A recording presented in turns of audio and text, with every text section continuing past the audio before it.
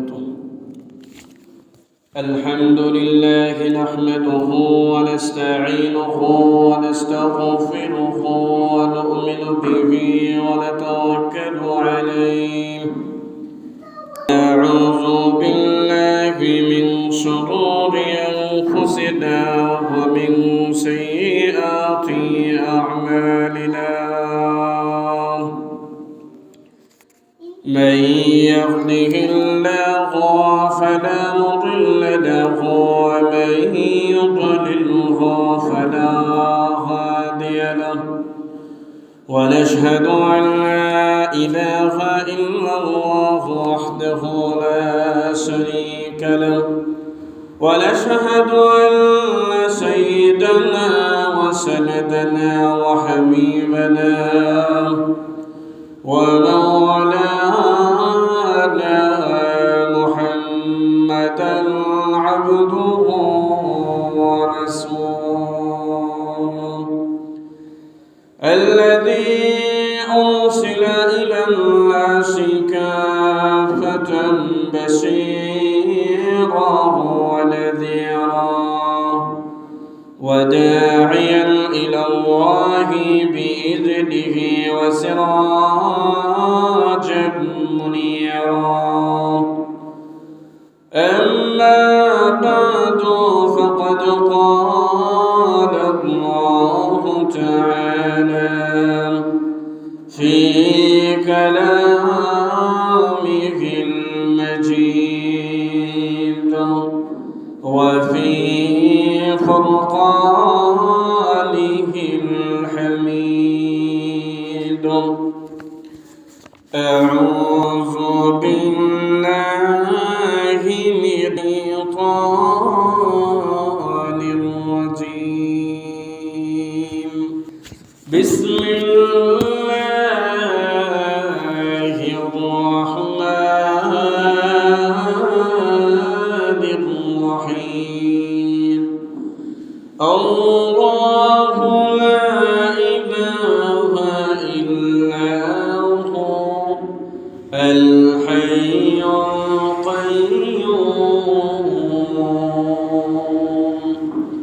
لا تأخذه سنة ولا نوم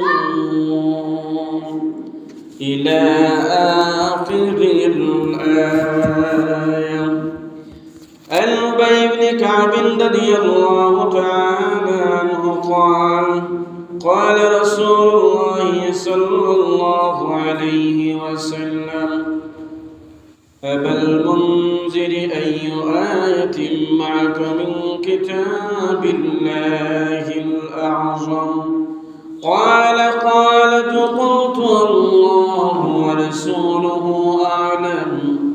قال أبا المنذر أي آية معك من كتاب الله الأعظم؟ قال قلت والله لا إله إلا هو الحي القيوم. قال فضرب في صدري وقال ليحللك يا أبا المنذر العلم. رواه أبو داود. صدق الله العظيم. صلى الله على سيدنا ومولانا محمد وعلى آله وأصحابه وسلم. حبيب رب العلا مفتاح رحمته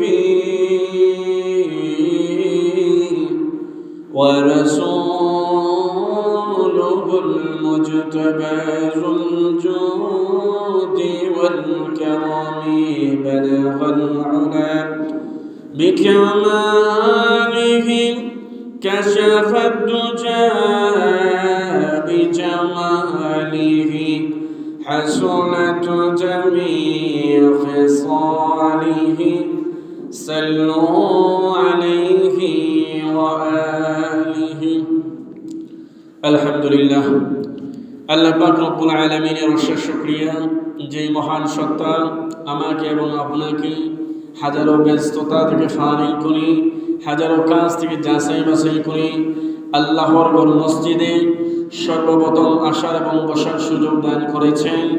এজন্য অন্তরের অন্তঃস্থল থেকে কালিমাতুশ শুকরিয়া আদায় করে আলহামদুলিল্লাহ। এক সপ্তাহ থেকে আরেক সপ্তাহের জন্য আপনি যদি অপেক্ষা করেন তাহলে আল্লাহ তাআলা গুনাহ মাফ করে দেন। আল জুমআতু ইলাল জুমআতি লিমা মুকাফফিরাতুন বাইনাহুন্না ইযা ওয়াজতানিবাতিল কাবাইর। এক জুমআ থেকে আরেক জুমআ পর্যন্ত আল্লাহ তাআলা ইযা ওয়াজতানিবাতিল কাবাইর গুনাহ মাফ করে দেন। আপনি গুনাহ থেকে বিরত থাকতে হবে। তো আজকে আমরা যে মসজিদে আসছি জুমার নামাজ আদায় লোকে আল্লাহ যে আমাদেরকে মসজিদে আসার এবং বসার সুযোগ দান করেছেন, এজন্য শুকরিয়া আদায় করার দরকার। আরো জোরে সোরে কালিমাতুশ শুকরিয়া আদায় করি, বলি আলহামদুলিল্লাহ। আমি আপনাদের সামনে সূরা বাকারার 255 আয়াত কারিমা তিলাওয়াত করেছি। নবীজির অসংখ্য হাদিসের খাজানা থেকে একটা হাদিস পেশ করেছি। তিলাওয়াত আয়াত এবং হাদিসকে সামনে রেখে অত্যন্ত নিষ্ঠার সাথে আল্লাহ যেন আমাকে ইখলাসের নিয়তে কিছু কথা বলা এবং আপনাদেরকে আমলের নিয়তে শোনার মতন তৌফিক দান করেন। আজকে আমি এই বিষয়ে আলোচনা করতে চাই।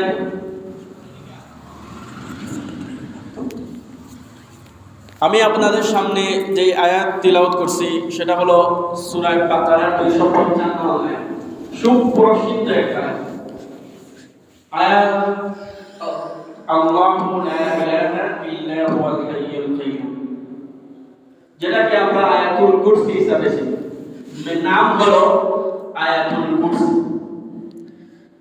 এই আয়াতুল কুরসি আমি আপনাদের সামনে তিলাওয়াত করেছি আবু দাউদ শরীফের 1460 নম্বর হাদিস তিলাওয়াত করেছি। আয়াতুল কুরসির ফজিলত পড়ে। যদি আমি আপনাদেরকে আয়াতুল কুরসি ফজিলত বলা শুরু করি, সময় শেষ হয়ে যাবে। আয়াতুল কুরসির ফজিলত বলা শেষ হবে না। ইবনে মাজাহ শরীফের ইবনে মাজাহ হবে না, নাসাই শরীফের 100 নম্বর হাদিস। عن أبي أمامة رضي الله تعالى عنه قال قال رسول الله صلى الله عليه وسلم من قرأ آية الكرسي في دبر كل صلاة مكتوبة لم يمنعه من دخول الجنة إلا أن يموت। নাসাই শরীফের হাদিস, আবু উমামা রাদিয়াল্লাহু তাআলা থেকে বর্ণিত। তিনি বলেন আল্লাহ রাসূল সাল্লাল্লাহু আলাইহি ওয়াসাল্লাম বলেছেন, যেই ব্যক্তি 5 ওয়াক্ত ফরজ সালাতের পর আয়াতুল কুরসি পাঠ করবে, মৃত্যু ছাড়া তাকে জান্নাতে যেতে আর কোনো জিনিস আটকাতে পারবে না। অর্থাৎ মৃত্যু হলে সে জান্নাতে পৌঁছে যাবে। সুবহানাল্লাহ। এই আয়াতুল কুরসির ফজিলত কেমন! আয়াতুল কুরসি আল্লাহর রাসূল সাল্লাল্লাহু আলাইহি ওয়াসাল্লাম বলেন, কেউ যদি আয়াতুল কুরসি পড়ে নিজের শরীরে ফুঁক দেয় তাহলে মানুষের কুফরি, জিন, জাদু এগুলো আঘাত করতে পারবে না, প্রতিহত হয়ে যাবে আয়াতুল কুরসি পড়ার জন্য।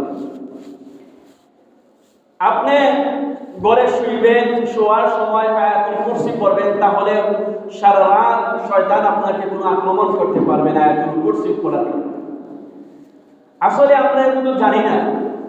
আমাদের কথা হয়ে গেছে যখন খাওয়া দাওয়া বসলাম, খানা শুরু করলাম, শেষ করলাম, যখন বিছানায় যাবো তখন মোবাইল নিয়ে অনেকেই যায়। এটা আমাদের অভ্যাসে পরিণত হয়ে গেছে, ভালো অভ্যাস। রাসূল সাল্লাল্লাহু আলাইহি ওয়াসাল্লাম এশার নামাজ পড়ে তাড়াতাড়ি খেয়ে ঘুমাই যেতেন। এজন্য আমাদের উচিত এশার নামাজ পড় খেয়ে তাড়াতাড়ি ঘুমিয়ে যাও।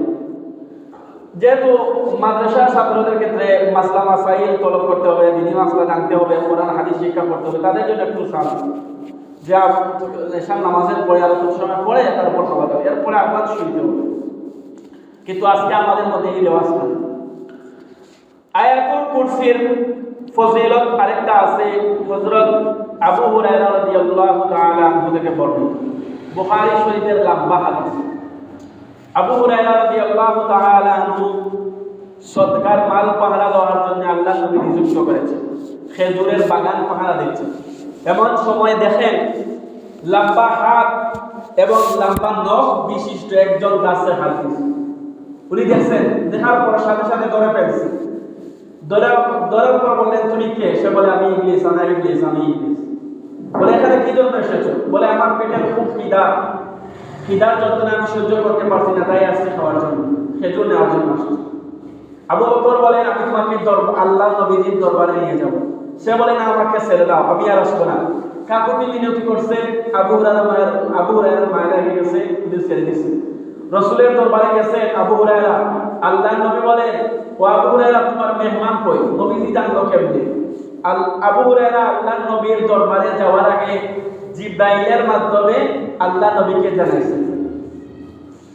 রাসূলের কাছে বলছে, ও নবীজি, সে কাকুতি মিনতি করছে, আমি ছেড়ে দিছি। আবু হুরায়রা বলছেন, ভালো করছো, তবে সে আবার আসবে। আল্লাহ নবী বলছেন, ভালো করছো, তবে সে আবার আসবে।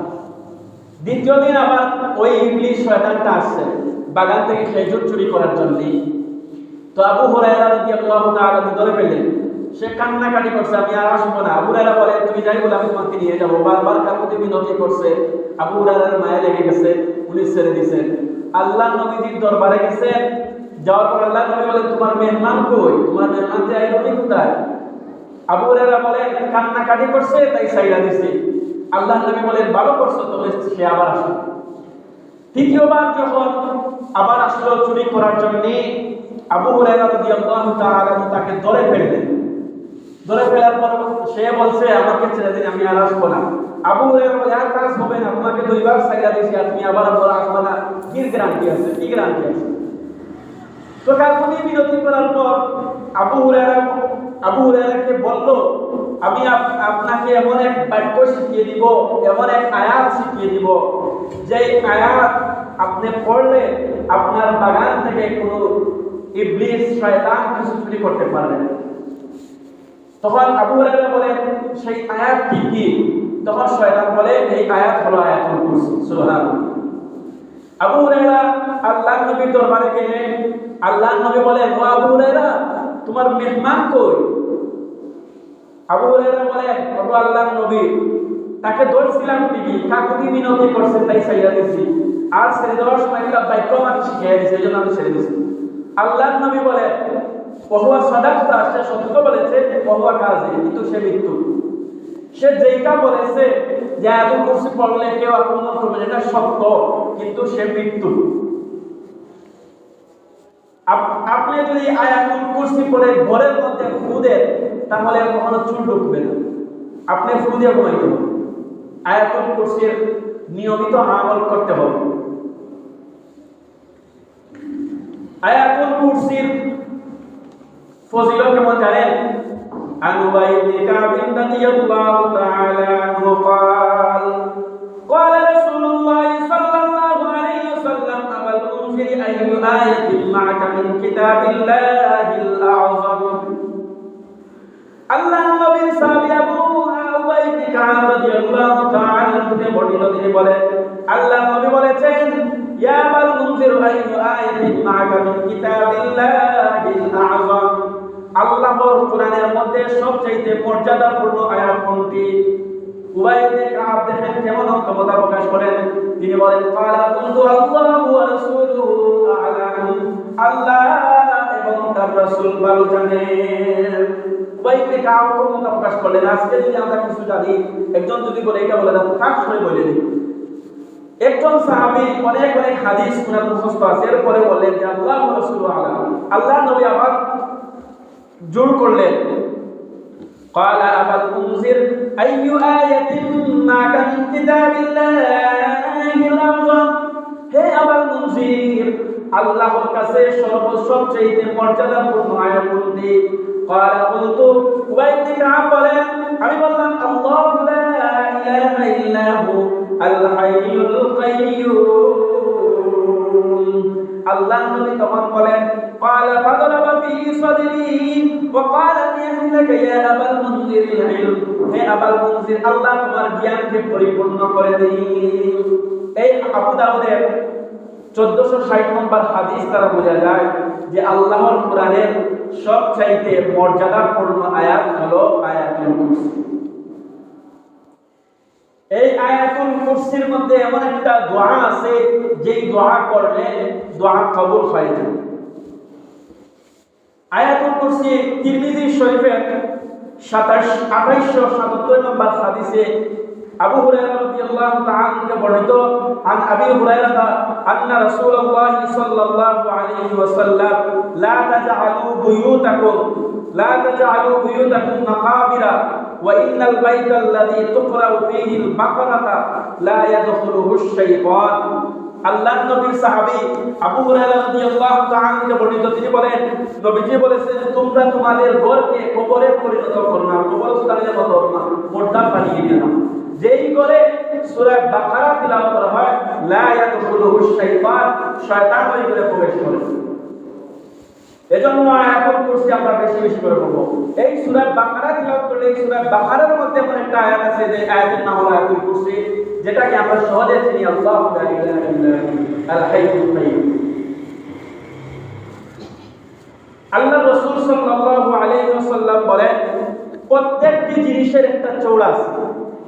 যেমন তিরমিজি শরীফের 2878 নম্বর হাদিস, আন আবি হুরায়রা রাদিয়াল্লাহু তাআলা আনহু قال قال رسول الله صلى الله عليه وسلم لكل شيء سلام وإن سلام القرآن سورة البقرة لكل شيء سلام প্রত্যেকটি জিনিসের একটি চৌড়া আছে وإن سلام القرآن আর কোরআনের চৌড়া হলো সূরাতুল বাকারা وفيها آية হিয়া সাইয়্যিদাতু আল কুরআন।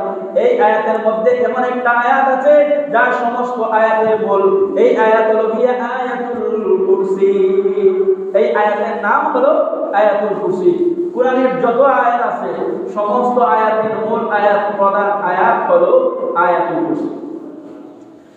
এই আয়াতুল কুরসির ফজিলত এমন ফজিলত আম্মা আয়েশা সিদ্দিকা রাদিয়াল্লাহু তাআলা আনহা থেকে বর্ণিত। আম্মা আয়েশা সিদ্দিকা রাদিয়াল্লাহু তাআলা আনহা দেখেন আল্লাহর নবী ওনার পাশে শুয়ে আছেন। এমন সময় আম্মা আয়েশা রাদিয়াল্লাহু তাআলা আনহা দেখলেন আল্লাহর নবী ওনার পাশে নাই, ওনার হাতটা আল্লাহর নবীর পায়ের মধ্যে গিয়ে লেগে আছে। আম্মা আয়েশা সিদ্দিকা রাদিয়াল্লাহু তাআলা আনহা উনি যখন এই বিছনা থেকে উঠলেন দেখেন আল্লাহর নবী সিজদায় পড়ে আছেন। আম্মা আয়েশা সিদ্দিকা রাদিয়াল্লাহু আনহা দেখলেন আল্লাহর নবী বিশ্ব নবী রাহমাতুল লিল আলামিন সিজদার মধ্যে পড়ে আছেন। আল্লাহর নবী কান্না করতেছেন। আল্লাহর নবী এত লম্বা সিজদা করছেন আল্লাহর নবী মাথা উঠান না। এমনি আম্মা আয়েশা সিদ্দিকা রাদিয়াল্লাহু তাআলা আনহা আল্লাহর নবীর পাশে গেলেন, দেখেন আল্লাহর নবী সিজদায় কাঁদতেছেন। তখন ওনার মনে ধারণা হলো যে আল্লাহর নবী এখনো জীবিত আছেন, এত লম্বা সিজদা করতেছেন। ওই দিক দিয়ে মসজিদে আযান হয়ে গেছে। সাহাবায়ে কেরাম জামাতের জন্য অপেক্ষায় আছেন, জামাত পড়ার জন্য অপেক্ষা আছেন। আল্লাহর নবী আসতেছেন না। সকালে মিলে আবু বকর সিদ্দিক রাদিয়াল্লাহু তাআলা আনহু বলল, রে আবু বকর যাও আল্লাহর নবীকে নিয়ে আসো, জামাত পড়ব। আবু বকর বলেন আমি পারবো না, বেয়াদবি হয়ে যাব, আমি পারবো না, তোমরা অন্য কাউকে বলো। সকালে মিলে উমর রাদিয়াল্লাহু তাআলা আনহুকে ধরলো, বলল উমর তুমি তো সত্য মানুষ, তুমি তো গরম মানুষ, যাও তুমি আল্লাহর নবীকে নিয়ে আসো। উমর রাদিয়াল্লাহু তাআলা বলেন আমি পারবো না, আমি সত্য ঠিকই, কিন্তু আল্লাহর নবীর বেলায় আমি মুমিনের চাইতে আরো নরম। সুবহানাল্লাহ। উমর রাদিয়াল্লাহু তাআলা গেলেন না। এবার সকালে মিলে বেলাল রাদিয়াল্লাহু তাআলা বলল, রে বেলাল আমরা যখন ঘুমে থাকি তখন তুমি হাইয়া আলাস সালাহ হাইয়া আলাল ফালাহ বলে তুমি আমাদেরকে ঘুম থেকে জাগ্রত করো, যাও তুমি আল্লাহর নবীকে নিয়ে আসো। বেলাল রাদিয়াল্লাহু তাআলা চাপের মধ্যে পড়িয়া কিভাবে নবী আল্লাহর নবীকে ডাকবেন, আল্লাহর নবীর রওজার পাশে গেলেন, ঘরের মধ্যে গেলেন উনাকে ডাকার জন্য। তখন মনে মনে একটা ভিতরে চিন্তা আসলো, আমি যদি আল্লাহর নবীকে ডাকি থাকি তাহলে বিয়াদবি হয়ে যাবে নাকি। একটা কৌশল খাটাইলেন, আল্লাহর নবীর রওজার পাশে, আল্লাহর নবীর কামরার পাশে গিয়া আসসালাতু খায়রুম মিনান নাওম, আসসালাতু খায়রুম মিনান নাওম, যেই মুহূর্তে আল্লাহর নবী বলতে, যেই মুহূর্তে বেলাল রাদিয়াল্লাহু তাআলা আনহু এই বাক্য পড়লেন, আল্লাহর নবীর সাথে সাথে সিজদা থেকে বের হলেন, উঠিয়া ঘর থেকে বের হয়ে আসলেন। বের হয়ে আসার পর বেলাল রাদিয়াল্লাহু তাআলা বলেন, দেখেন যে আল্লাহর নবীর এরকম চেহারা লাল হয়ে গেছে, রক্ত জমে গেছে, মনে হয় যে শরীর ফেটে রক্ত বের হয়ে যাবে। বেলাল রাদিয়াল্লাহু তাআলা বলেন, ওগো নবীজি, বেয়াদবি মাফ চাই, আপনি কাঁদেন কেন? মহান আল্লাহ আপনার গুনাহ মাফ করে দিয়েছেন, আপনি কেন কাঁদেন? এমনি আল্লাহর নবী বিশ্ব নবী রাহমাতুল লিল আলামিন বেলাল, আমি কেন কাঁদি? মহান আল্লাহ আমার গুনাহ মাফ করে দিয়েছেন, এরপরে কেন আমি আল্লাহর শুকরিয়া আদায় করব না? আমি আল্লাহর শুকরিয়া আদায় করতেছি। ভাইরা আমার, আল্লাহর নবী বলেন, রে আয়েশা, যে ব্যক্তি ইসমে আযম পড়ে আল্লাহর কাছে দোয়া করবে, মহান আল্লাহ তার দোয়া ফিরিয়ে দিতে মহান আল্লাহর লজ্জা হয়। যে ব্যক্তি ইসমে আযম পড়ে আল্লাহর কাছে দোয়া করবে, আল্লাহ তার দোয়া ফিরিয়ে দিতে লজ্জা বোধ করেন। আল্লাহ আয়েশা বলেন, আমার নবীজি, ইসমে আযম কি? আপনি আমাকে ইসমে আযম শিখান, আপনি তো ইসমে আযম না পড়ে ইয়া হাইয়ু ইয়া কাইয়ুম কেন পড়তেছেন? আল্লাহর নবী বলেন, রে আয়েশা, তুমি ইসমে আযম শিখে ফেলেছো। ইসমে আযম হলো আল্লাহর দুইটি নাম, হাইয়্যু এবং কাইয়্যুম। যে ব্যক্তি হাইয়্যু এবং কাইয়্যুম বলে দোয়া করবে, মহান আল্লাহ তার দোয়া কবুল করতে দেরি করবেন না। আর হাইয়্যুম এবং কাইয়্যুম এই দুইটা এই আয়াতুল কুরসির মধ্যে আছে। আয়াতুল কুরসি হলো আল্লাহু লা ইলাহা ইল্লা হু আল হাইয়্যুল কাইয়্যুম। এই দুইটা ইসমে আযম, এই দুইটা পড়ে যদি কেউ দোয়া করে, তার দোয়া কবুল হতে আল্লাহর কাছে লজ্জা হয়, আল্লাহর সাথে সাথে দোয়া কবুল করে ফেলে। এই আয়াত, এই ইসমে আযমের যেমন ক্ষমতা, সুলাইমান আলাইহিস সালাতু ওয়াস সালাম একদিন ওযু করতেছেন, দেখেন আকাশের মধ্যে ধুলাবালি উঠতেছে। তখন জিজ্ঞেস করলেন যে কে আসতেছে? উনার এখানে সুলাইমান আমলের মধ্যে আছে, ক্বালাল মালাউ ইয়া আইয়ুকুম, ক্বালাল মালাউ আইয়ুকুম ইয়াতি বিআরশিহা ক্বাবলা আন ইয়াতুনি মুসলিমিন। তখন বলেন কে আসতেছে? তখন বলে যে রানী বিলকিস আসতেছে সার সৈন্যদল নিয়ে। তখন সুলাইমান বলেন, হে আমার মন্ত্রী পরিষদ বর্গ, তোমরা রানী বিলকিস যে আসতেছে, সে আমার কাছে সমর্পণ হওয়ার আগে তোমরা কে তার রাজ্যটাকে নিয়ে আসতে পারবে, তার সিংহাসনটা আকাশ থেকে দ্রুত নিয়ে আসতে পারবে? তখন জিনদের মধ্যে একজন ছিল ইবরিত নামে, قال عفريت من الجن انا آتيك به قبل ان تقوم من مقامك واني عليه لقوي امين। ইবরিত বলে, রানী বিলকিসের সিংহাসনটা আমি এনে দিব, একজন মানুষ বসা থেকে দাঁড়াইতে যতদূর সময় লাগে, এই সময়ের ভিতরে আমি রানী বিলকিসের সিংহাসন নিয়ে আসব। এই কথা যখন ইবরিত বলছিল, এই সবার মধ্যে একজন মন্ত্রী ছিল, সুলাইমান আলাইহিস সালামের মন্ত্রী, তার নাম ছিল বরখিয়া তখন বলতেছে যে আপনার এই সবার জীব বলছে যে বসা থেকে দাঁড়াতে যত সময় লাগে এই সময়ের ভিতরে সিংহাসন নিয়ে আসবে, আর আমি তার সিংহাসনটা একজন মানুষ চোখ খুলতে আর বন্ধ করতে যতটুকু সময় লাগে এই সময়ের ভিতরে নিয়ে আসবো। সুবহানাল্লাহ। সুলাইমান আলাইহিস সালাম বললেন, এটা তুমি কিভাবে সম্ভব করলে? তখন সে বলল, আমি ইসমে আযমের উপর আমল করেছি। ইসমে আযমের উপর আমল করার কারণে মহান আল্লাহ আমাকে বড় শক্তি দিয়েছেন। ইসমে আযমের উপর আমল করলে অনেক কিছু সম্ভব হয়ে যায়। আজকে যে মানুষ জাদুবিদ্যা করে এই ইসমে আযম দিয়া ইয়া হাইয়্যু ইয়া কাইয়্যুম বলে, এই দুইটা নাম ধরে যদি কেউ আল্লাহর দরবারে দোয়া করে, আল্লাহ তার দোয়া কবুল না করলে আল্লাহর কাছে লজ্জা হয়ে যায়। এজন্য আল্লাহর সাথে সাথে তার দোয়া কবুল করে দেন। ইসমে আযম আয়াতুল কুরসির মধ্যেই আছে। আয়াতুল কুরসি হলো সমস্ত কোরআনের মূল। আল্লাহ তাআলা এই আয়াতের মধ্যে নিজের 10টা কোয়ালিটি তুলে ধরেছেন।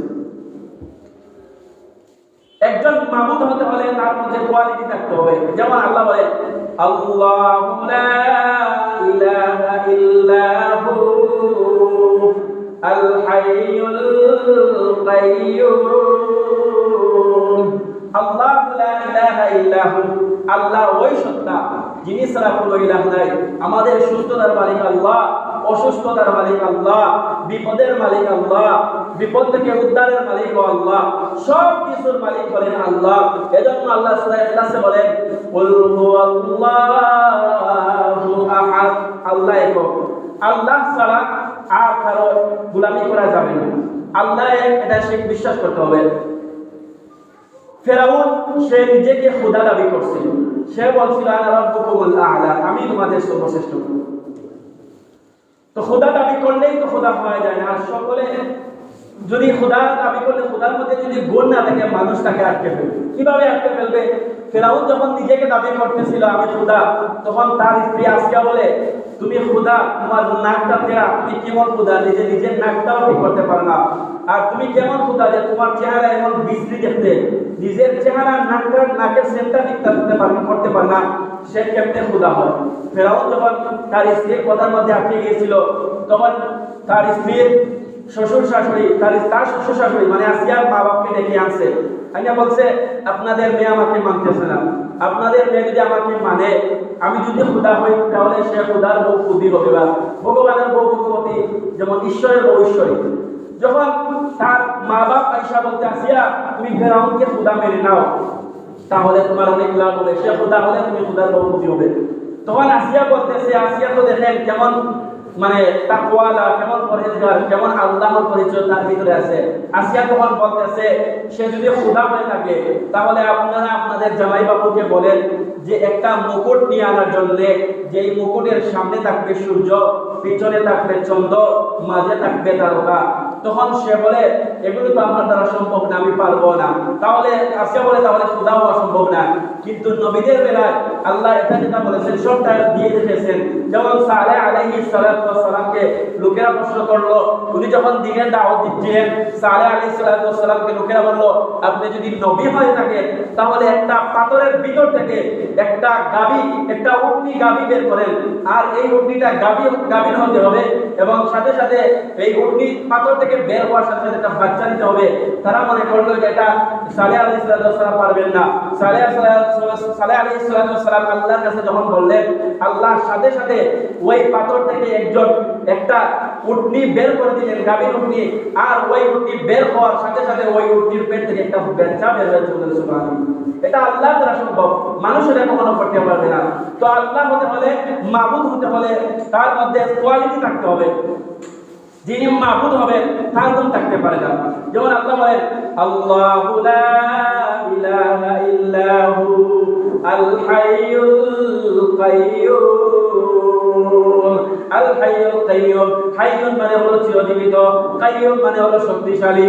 এই আয়াতের ব্যাখ্যা হলো যিনি প্রতিষ্ঠিত করেন এবং নিজে প্রতিষ্ঠিত আছেন তাকে হাইয়ুন এবং কাইয়্যুম বলা হয়। তাফসীরে ইবনে কাসিরের একটা ব্যাখ্যার মধ্যে কাইয়্যুমের ব্যাখ্যা পাওয়া যায়, যিনি বান্দার সব কর্মে আহওয়ালে হাজির, আমালে নাজির, বান্দার সব আমল কর্মে সব সময় যিনি উপস্থিত থাকেন তিনি হলেন হাইয়ুল কাইয়্যুম। লা তাখুযুহু সিনাতু ওয়ালা নাওম, লা তাখুযুহু সিনাতু ওয়ালা নাওম, তার কোনো তন্দ্রা নাই, তাকে তন্দ্রা স্পর্শ করে না, গ্রাস করে না, ওয়ালা নাওম, তার কোনো ঘুম নাই। ইবনে মাজাহ শরীফের 126 নম্বর হাদিসের মধ্যে আল্লাহ রাসূল সাল্লাল্লাহু আলাইহি ওয়াসাল্লাম বলেন ইন্নাল্লাহা লা ইয়ানাম ওয়া লা ইয়ানবাগি লাহু আন ইয়ানাম ইয়াখফিদুল কিসতা ওয়া ইয়ারফা হিজাবুন নূর। আবু মুসা রাদিয়াল্লাহু তাআলা থেকে বর্ণিত, তিনি বলেন আল্লাহর নবী বলেছেন ইন্নাল্লাহা লা ইয়ানাম, আল্লাহর ঘুম নাই, ওয়া লা ইয়ানবাগি লাহু আন ইয়ানাম, আল্লাহর জন্য ঘুম শোভা পায় না। লা তাখুযুহু সিনাতুন ওয়া লা নাওম লাহু মা ফিস সামাওয়াতি ওয়া মা ফিল আরদ, আসমান এবং জমিনের যা কিছু আছে সব কিছু আল্লাহর। মান যাল্লাযী ইয়াশফাউ ইনদাহু ইল্লা বিইذনি, কে আছে তার অনুমতি ছাড়া তার কাছে সুপারিশ করবে? মান যাল্লাযী ইয়াশফাউ ইনদাহু ইল্লা বিইذনি ইয়ালামু মা বাইনা আইদিহিম ওয়া মা খালফাহুম, তিনি তিনি সামনের এবং পিছনের সব কিছু জানেন। ওয়ালা ইউহিতুনা বিশাইইন মিন ইলমিহি ইল্লা বিমা শা, তার জ্ঞান থেকে, তার হুকুম ছাড়া, তার ইজাজত ছাড়া কেউ সামান্য কিছু জ্ঞান আহরণ করতে পারবে না। ওয়ালা ইউহিতুনা বিশাইইন মিন ইলমিহি ইল্লা বিমা শা ওয়াসি'a কুরসিয়্যুস সামাওয়াতি ওয়াল আরদ, আসমান এবং জমিন তার কাছে পরিবেষ্টিত আছে। ওয়ালা ইয়াউদুহু হিফযুহুমা ওয়া হুয়াল আলিয়্যুল আযীম। তিনি মহান সুউচ্চশীল। আল্লাহ তাআলা যে আয়াতুল কুরসির মধ্যে নিজের 10টা কোয়ালিটি বর্ণনা করেছেন, মাবুদ হতে হলে তার মধ্যে কোয়ালিটি থাকতে হবে। মানুষ যে মূর্তির সামনে মাথা নত করে, এই মূর্তির কোনো ক্ষমতা নাই, এই মূর্তি তো মুর্দা, মূর্তি জিন্দা নয়। এবং আল্লাহ বলেন আমওয়াতুন গায়রু আহইয়া, সবগুলো মুর্দা, জিন্দা নয়। আমি যে আয়াত তেলাওয়াত করছিলাম সূরা বাকারার 255 নম্বর আয়াত, যেটাকে আমরা আল্লাহ বলি, যার নাম হলো আয়াতুল কুরসি। এই আয়াতুল কুরসির ফজিলত এমন, আল্লাহর রাসূল বলেন যে নাসাই শরীফের হাদিসে আছে, আবু উমামা রাদিয়াল্লাহু তাআলা বলেন, যে ব্যক্তি প্রত্যেক 5 ওয়াক্ত সালাতের পর, ফরজ নামাজের পর সূরা আয়াতুল কুরসি পাঠ করবে, মৃত্যু ছাড়া জান্নাতে যেতে তাকে কোনো জিনিস আটকাবে না। সুবহানাল্লাহ। আল্লাহর রাসূল আরেক হাদিসের মধ্যে বলেন, তোমরা তোমাদের ঘরকে কবর বানিও না। অর্থাৎ যেই করে সূরা বাকারা তেলাওয়াত করা হয়, ওয়ালা ইয়াদখুলুহু শাইতান, ওই ঘরে শয়তান প্রবেশ করতে পারে না। এই জন্য আমাদের সবার উচিত আয়াতুল কুরসি বেশি বেশি করে আমল করা। আয়াতুল কুরসি যদি আপনি পড়েন, নিয়মিত পড়েন, আপনার শরীরে ফুদে যত বড় জাদুকর হোক না কেন, সে জাদু করে আপনার কিছু করতে পারবে না। আপনি যদি আয়াতুল কুরসি পড়েন, এই যে আলোচনা করলাম, আল্লাহ যেন এই আলোচনার উপর আমাদেরকে আমল করার তৌফিক দান করেন। একটা চিঠি এসেছে, হযরত মাওলানা আব্দুল কুদ্দুস রহমাতুল্লাহি আলাইহি প্রতিষ্ঠিত গোলাপগঞ্জ কুশকাওয়া ইসলামিয়া মাদ্রাসার 4 ডিসেম্বর আগামী বুধবার বার্ষিক ওয়াজ মাহফিল। উক্ত মাহফিলে নসিহত পেশ করবেন হযরত মাওলানা মুফতি নুরুল আমিন ফরিদি সাহেব ঢাকা। তাফসীর পেশ করবেন হযরত মাওলানা মুফতি মুশাহিদ কাসেমি সাহেব মৌলভীবাজার।